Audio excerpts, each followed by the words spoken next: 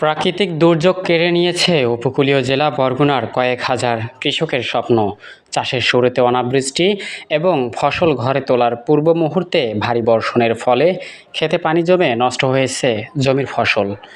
লক্ষ্যমাত্রা ছাড়িয়ে আশার আলো বোনা কৃষকের কপালে এখন চিন্তার ভাঁজ।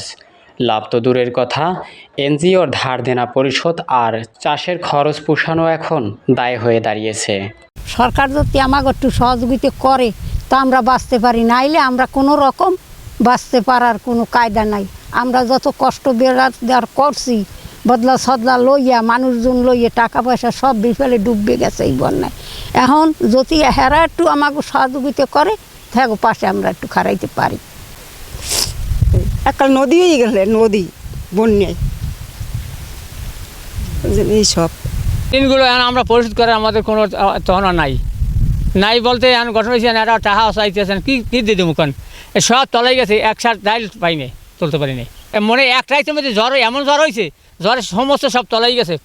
লস হয়েছে, লসে কীভাবে শোধ করবো সেই তো পারতে আসিনি আমি। টিলারের খরচা, ওষুধের খরচা, ডাইল হয়েছে পচিয়া, অনেক ক্ষতি হয়ে গেছে আমাকে। বর্তমানে কৃষকের মুগ ডালের ব্যাপারে বা অন্যান্য যে বাদাম মুগ ডাল এটার ব্যাপারে শতকরা 95% ক্ষয়ক্ষতি হয়েছে আর কি। 5% মানুষেও তুলতে পারে না, একদম পচে গেছে। আপনি দেখেন একদম সব পচে গেছে, সব পচে গেছে। কৃষক কোনো রকম ওই সময়ের কালে যে সময় ডালটা ফালাইছে তখন তো অতি বৃষ্টি হয় না, অনাবৃষ্টিতে মাঠ রয়েছে খুব কড়া, যার জন্য মুগ ডাল ভালো ওঠেও নাই। তাই যাও উঠছে তাও আবার এই শেষ হয়ে গেল এই বন্যায়। ধন্যবাদ। গত 28 এপ্রিল থেকে 30 এপ্রিল পর্যন্ত বরগুনা জেলায় অতিবৃষ্টির কারণে আমাদের ফসলের ক্ষতি হয়েছে। বিশেষ করে মুগ, সূর্যমুখী এবং মরিচ, চীনাবাদাম সহ বিভিন্ন ফসলের ক্ষতিগ্রস্ত কৃষকদের তালিকা আমরা উপসহকারী কৃষি কর্মকর্তার মাধ্যমে সংগ্রহ করেছি এবং ক্ষয়ক্ষতির পরিমাণ আমরা কেন্দ্রীয় অফিসে প্রেরণ করেছি। আমরা সেখানে কৃষকদের বিভিন্ন এই ক্ষতিগ্রস্ত কৃষকদের ক্ষতি কমিয়ে আনার জন্য, তাদের পুনর্বাসন করার জন্য আমরা প্রণোদনা কর্মসূচির প্রস্তাব করেছি।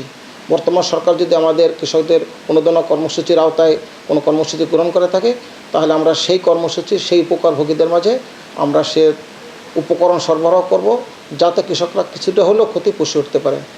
ধন্যবাদ। গত 28 এপ্রিল থেকে 30 এপ্রিল পর্যন্ত বরগুনা জেলায় অতিবৃষ্টির কারণে আমাদের ফসলের ক্ষতি হয়েছে। বিশেষ করে মুগ, সূর্যমুখী এবং মরিচ, চীনাবাদাম সহ বিভিন্ন ফসলের ক্ষতিগ্রস্ত কৃষকদের তালিকা আমরা উপসহকারী কৃষি কর্মকর্তার মাধ্যমে সংগ্রহ করেছি এবং ক্ষয়ক্ষতির পরিমাণ আমরা কেন্দ্রীয় অফিসে প্রেরণ করেছি। আমরা সেখানে কৃষকদের বিভিন্ন এই ক্ষতিগ্রস্ত কৃষকদের ক্ষতি কমিয়ে আনার জন্য, তাদের পুনর্বাসন করার জন্য আমরা প্রণোদনা কর্মসূচির প্রস্তাব করেছি। বর্তমান সরকার যদি আমাদের কৃষকদের প্রণোদনা কর্মসূচির আওতায় কোনো কর্মসূচি গ্রহণ করে থাকে, তাহলে আমরা সেই কর্মসূচি, সেই উপকারভোগীদের মাঝে আমরা সে উপকরণ সরবরাহ করব, যাতে কৃষকরা কিছুটা হলেও ক্ষতি পুষিয়ে উঠতে পারে।